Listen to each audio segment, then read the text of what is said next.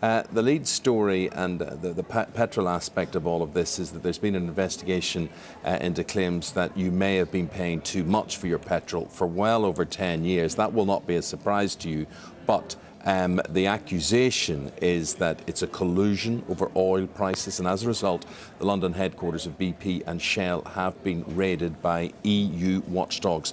Let's go to our reporter on all of this, James Banks, who's there at a petrol station in West London. James, just what exactly are the accusations?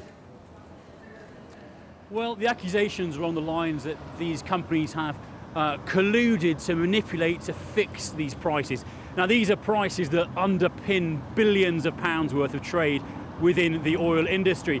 So they're not fixing the prices that you see on the board here behind me, but the prices much higher up the chain, and there are concerns that no matter how small the distortion to these figures, they're going to have a big knock-on effect to the prices here on the forecourt. Clearly this is a problem, this is an issue that is close to people's hearts. Speaking to people here that's filling their cars up this morning, they say that of course we're paying too much for fuel, and they almost seem sadly resigned to the fact that we get a rough deal here in the UK and we pay a lot for our fuel. But what they're not surprised about is that once again big business is being accused of messing with prices.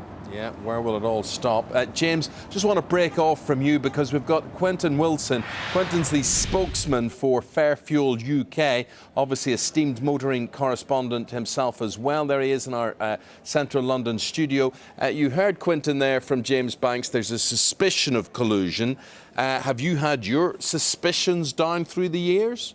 Very much so, and I wrote to the FSA last year saying exactly this, that we need to investigate the oil market because there's a great fear that prices were being manipulated. They said no, there's no need to. I had several meetings with the OFT and said they need to do the same thing, and they said the market is working perfectly well.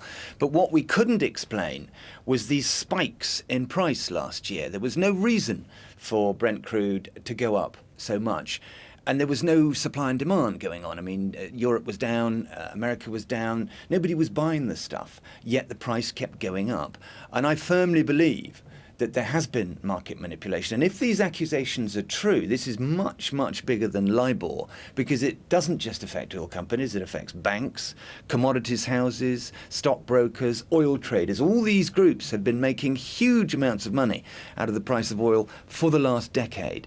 And it's extremely serious because it affects everybody in the UK, whether they drive or not.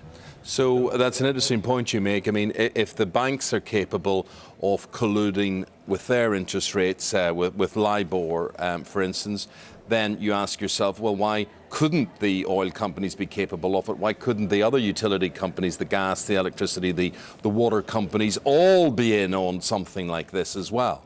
It's broadly unregulated. Government agencies say yes, it is, but actually the submission of data on the price of oil doesn't stand scrutiny at all. And what we need is a real watchdog with real £100 million penalties for firms who do collude. And if these allegations are correct, it will send shockwaves through the industry. So if you want a watchdog, go to the fairfueluk.com website and sign our petition, because this has to stop, and it has to stop now. And it's interesting you say they're £100 million penalties, all very well and good, but that doesn't do anything for us. The government grab the £100 million, and also, are they not into it up to their necks as well with the amount of tax that they're charging?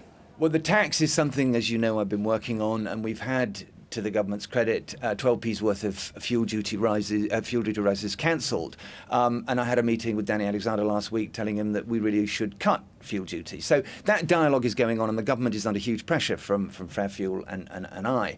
What we need to do, if we do get fines for this price manipulation, that money shouldn't just go and sit in the Treasury coffers. It should go back into reducing the cost of fuel duty for UK consumers, plough it back to the people who have been paying these outrageous sums of money for so long. Yeah, or filling a few potholes or building a few more roads or that sort of thing. And again, you talk there about reducing the price of fuel.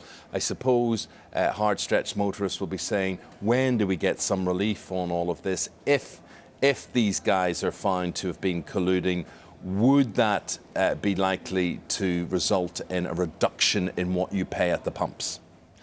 Hopefully, because that means the price of oil would go down to a realistic level reflected by market supply and demand.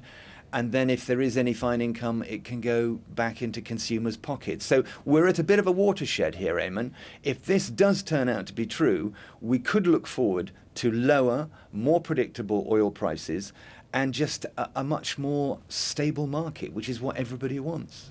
While I've got you there, there's another question I want to ask you. Right, you pull into the forecourt, and if you're somebody like me, you grab the diesel pump and you go. Then you realise there's two diesel pumps, and one is a lot more expensive than the other because apparently it's super silky smooth to your engine, and it does lovely caressing things to your engine overall. And then I get into a dilemma, and I think I love my car, I want to be kind and good to my car, but that's going to be so much more expensive filling up the tank. What do people do in that situation? What would you do? Well, if I'm on a tight budget, I wouldn't go with the premium fuel.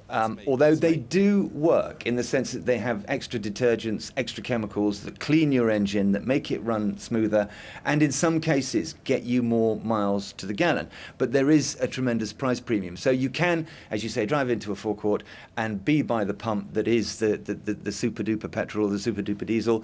And if you can't afford that extra money, just drive around and get the standard stuff. But they do make quite lavish claims, but broadly speaking, they do work. They're better for your car. So maybe the thing to do is fill up every so often, and then your engine gets cleaned. But if you're on a tight budget, no. Yeah, well, that'll be a no for me then. Thank you very much. Thank you, Quentin. You know what the pay is like at Sky. I've seen your car. Thank you, Quentin, very much indeed. I just believe a clean car goes better, personally, myself.